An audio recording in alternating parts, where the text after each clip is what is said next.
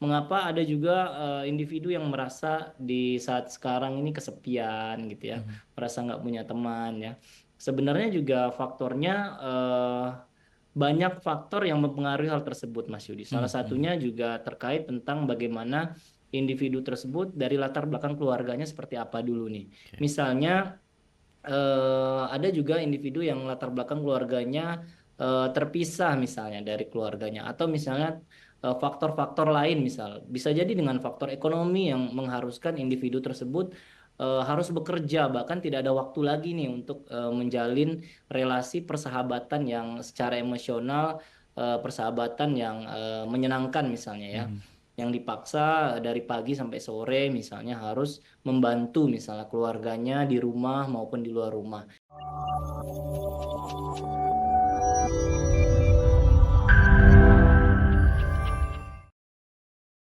Mas Fabrian, kalau tadi menyampaikan bahwa jaringan dukungan sosial berawal dari keluarga gitu ya, kemudian berkembang ke masyarakat luas, punya teman, punya sahabat, punya circle gitu ya.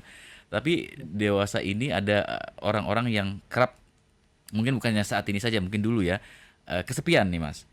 Entah karena apa faktornya, karena mungkin karakternya yang tadi individualistis, introvert gitu ya. Nah, gimana caranya kemudian orang-orang yang sering merasa kesepian ini eh bisa kita bantu gitu ya, atau bisa memperkuat jaringan dukungan sosialnya supaya dia juga bisa terjaga kesehatan mentalnya, Mas Febrian. Iya, sebenarnya banyak faktor ya Mas Yudi ya Hmm. terkait bagaimana individu tersebut memiliki jaringan sosial yang luas atau tidak. Nah ini kan seperti yang saya katakan tadi berkembang dari keluarga sebenarnya. Kalau kita lihat lebih dalam, setiap individu itu memiliki karakteristik dan juga latar belakang yang berbeda.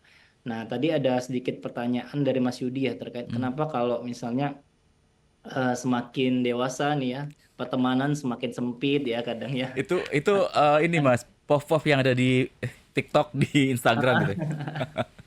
Ya tentu tentu saja karena memang manusia kan ada tahap perkembangan psikososial namanya Mas ya, di mana ketika individu semakin berkembang usianya maka akan ada banyak hal yang akan menjadi prioritasnya. Hmm. Apalagi ketika individu sudah berkeluarga misalnya. Nah itu salah satu faktor juga yang akan bagaimana mengkerucutkan diri individu tersebut terhadap kualitas maupun kuantitas pertemanan. Kalau kita zaman dulu misalnya zaman sekolah nih, wah kalau banyak temen nih, makin banyak temen kan makin asik nih ya, Ya. karena ke sana wah ketemu teman, wah ada perasaan bahagia ya. Kemudian jalan kemana gitu, kalau ketemu teman kan wah berarti ada sebuah kebanggaan tersendiri nih ketika kita memiliki banyak jaringan sosial. Tetapi ketika usia makin bertambah ya ada yang namanya kalau teorinya psikososial Erik Erikson menyebutkan memang di usia 18 sampai 40 tahun Mhm. itu usia perkembangan manusia antara intimate ya, intimate dan juga bagaimana manusia tersebut mengalami sebuah yang namanya kesepian. Nah, ini banyak faktor juga. Nah, hal tersebut tentunya salah satu faktornya adalah prioritas. Semakin individu berada pada sebuah tanggung jawab di usianya ya, Mhm. maka prioritasnya pasti akan berubah. Nah, ini juga yang mempengaruhi bagaimana kuantitas dan juga kualitas persahabatan yang akan mengerucut tadi Mas Yudi ya. Mhm. Kemudian ketika individu tersebut juga terpisah oleh jarak misalnya oleh Mhm. temannya ya entah itu karena mau sekolah di Ya. luar misalnya atau mau merantau misalnya kemudian atau juga misalnya faktor-faktor lain ya atau misalnya bertemu dengan komunitas baru misalnya Mhm. Mhm. yang lebih apa ya menyenangkan atau lebih merasa diterima di usia yang saat ini misalnya Mhm. sehingga pertemanan kualitas dan kuantitas pun berubah gitu ya. Mhm. Kemudian ada juga tadi mengapa ada juga individu yang merasa di saat sekarang ini kesepian gitu ya, Mhm. merasa nggak punya teman ya. Sebenarnya juga faktornya banyak faktor yang mempengaruhi hal tersebut, Mas Yudi. Salah Mhm. Mhm. satunya juga terkait tentang bagaimana individu tersebut dari latar belakang keluarganya seperti apa dulu nih. Oke. Misalnya ada juga individu yang latar belakang keluarganya terpisah misalnya dari keluarganya atau misalnya faktor-faktor lain misal bisa jadi dengan faktor ekonomi yang mengharuskan individu tersebut harus bekerja, bahkan tidak ada waktu lagi nih untuk menjalin relasi persahabatan yang secara emosional, persahabatan yang menyenangkan misalnya ya, Mhm. yang dipaksa dari pagi sampai sore misalnya harus membantu misalnya keluarganya di rumah maupun di luar rumah. Nah, ini faktor-faktor yang menyebabkan individu tersebut juga apa namanya memiliki jaringan sosial yang sedikit misalnya. Ada juga faktor lain Mhm. misalnya faktor genetik juga bisa mempengaruhi di mana ketika individu tersebut memiliki misalnya sebuah atau sebuah kekurangan lah katakanlah ya yang berbeda sehingga secara pengalaman hidup penuh dengan bully misalnya. Mhm. Apalagi Mhm. individu sekarang kan banyak bermain dengan sosial media ya, Betul, di betul. mana sosial media ini kan mengikuti tren nih, Mhm. di mana individu yang katanya ketinggalan tren ini harus nggak menjadi circle kita nih misalnya, Mhm. sehingga hal tersebut juga bisa menjadi faktor-faktor yang menyebabkan individu tersebut memiliki jaringan sosial yang rendah. Tetapi balik lagi ke kepribadian individu tersebut juga Mas Yudi, Mhm. di mana kuantitas juga belum tentu menjamin kualitas dari sebuah Oh, persahabatan. oke. Ada yang memang memiliki sahabat atau teman yang sedikit, tetapi memiliki kualitas yang baik juga. Mhm. Nah, ini juga bisa dilihat dari tadi bagaimana produktivitas sehari-hari individu tersebut. Apakah memang sehari-harinya produktivitasnya baik ya, Mhm. baik itu produktivitas dalam bersekolah misalnya, Mhm. belajar ya, bekerja maupun berelasi dengan orang lain di sekitarnya. Seperti itu. Wow, komprehensif sekali ya dari Ya, ujung ke ujung gitu ya. Mudah-mudahan bisa mencerahkan sahabat Sonora juga ya. Tapi saya tadi tertarik terkait dengan dunia digital sudah disinggung oleh Mas Febrian juga. Artinya kalau ya, dulu kan interaksinya bisa langsung ya Mas ya. Mungkin betul. tahun generasi 80s, 90s gitu ya bisa punya teman, main bareng gitu ya. Kalau sekarang tuh memang lebih asik gitu ya di sosial media. Nah, apakah sosial media ini, hubungan online ini bisa juga memberikan dampak terhadap dukungan sosial yang efektif bagi seseorang, Mas?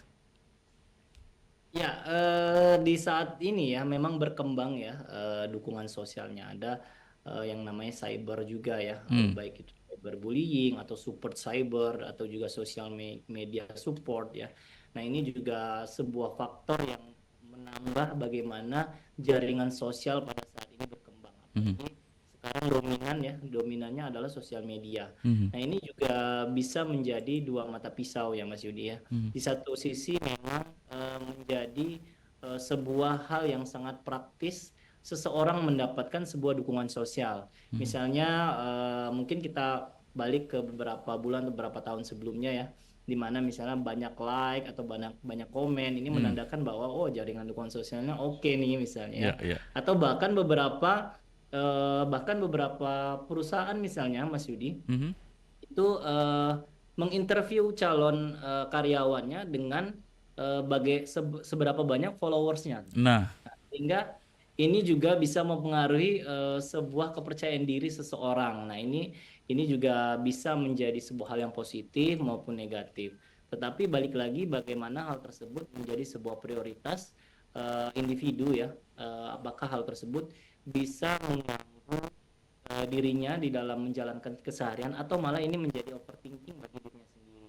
Nah, hmm. ini penting sekali peran sahabat yang real tadi. Mhm. Mhm. Bagaimana kalau misalnya sahabat di sosial media itu terkadang terbatas timbal baliknya ya, dukungan emosionalnya sedikit Mhm. terbatas nih, apalagi dalam sebuah ketikan apa misalnya chatting ya Mhm. maupun sebuah katakanlah misalnya video call, tetapi berbeda sekali dengan real real life ya Mhm. bagaimana ketika kita berjaring sosial itu ada ikatan emosional yang berbeda. Hmm. Sehingga apa? Sehingga ini juga penting bagaimana kita balance nih, bagaimana kita juga mencari dukungan sosial di sosial media, atau juga kita mencari dukungan sosial dan juga menjaring dan juga bagaimana kita meluaskan jaringan sosial di real life-nya kita, seperti itu. Jadi teman-teman yang real ini lebih lebih penting, mungkin lebih apa ya, lebih terasa berdampak begitu ya Mas ya dibandingkan dengan teman-teman online yang mungkin timbal baliknya terbatas tadi. Dan ya hari gini follower bisa dibeli ya Mas ya, like pun bisa dibeli begitu. Itu yang membuat ini real nggak sih begitu ya kalau kita di dunia online. Ini ada banyak nih katanya Melia hadir, Wulan hadir, Ismi hadir, Repal hadir. Selamat malam. Mana Bayu? Apa ini? Oke, ada pertanyaan menarik nih. Di YouTube sudah ada, di WhatsApp sebentar.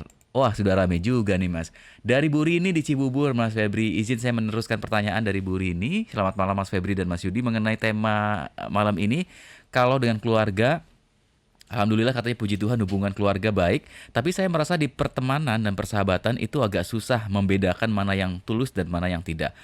Karena zaman sekarang itu banyak yang baik di depan tapi belum tentu baik di belakang. Istilah sekarang banyak yang punya penyakit hati ya. Cuma beberapa yang benar-benar tulus katanya. Pertanyaannya adalah bagaimana menyikapi orang-orang dari insting saya tidak tulus itu.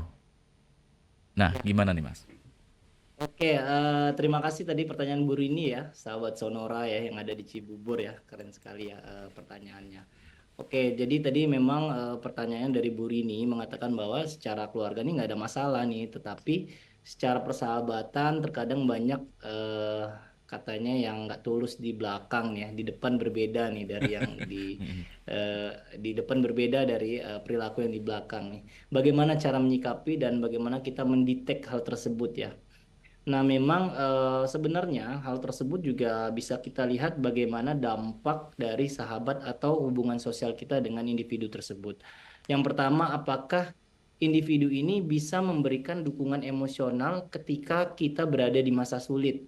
Nah, ini yang paling penting karena fungsinya sahabat ya itu tadi selain keluarga yang memberi kita dukungan emosional, tetapi ada sahabat juga nih yang memberi kita dukungan emosional di masa-masa sulit. Nah, ketika masa-masa sulit, individu tersebut tidak memberikan dukungan emosional yang baik, tidak bisa menjadi sumber sumber dukungan yang berharga, kemudian eh, tidak seperti bagaimana ketika kita tidak memiliki masa-masa sulit. Nah, itu salah satu hubungan sosial yang bukan sahabat ya, Hmm. lebih seperti pertemanan atau ya hubungan profesional biasa misalnya. Kemudian apakah pertemanan tersebut bisa meningkatkan kesehatan fisik kita? Nah, itu salah satu faktor juga loh, karena juga ada sebuah penelitian menyebutkan bahwa persahabatan atau pertemanan yang baik itu bisa berdampak positif pada kesehatan kita, di mana dukungan sosial tadi ya, dukungan sosial yang baik tadi bisa meningkatkan sistem kekebalan tubuh kita, bisa Hmm. membuat kita meredakan stres ya, sehingga apa kita cenderung termotivasi menjalani sehari-hari ketika ada sahabat atau teman yang memberikan dukungan sosial. Hmm. Dan yang terakhir juga pastinya meningkatkan kebahagiaan kita dalam keseharian, Hmm. tentunya juga berdampak pada kepercayaan diri kita. Hmm. Seperti itu.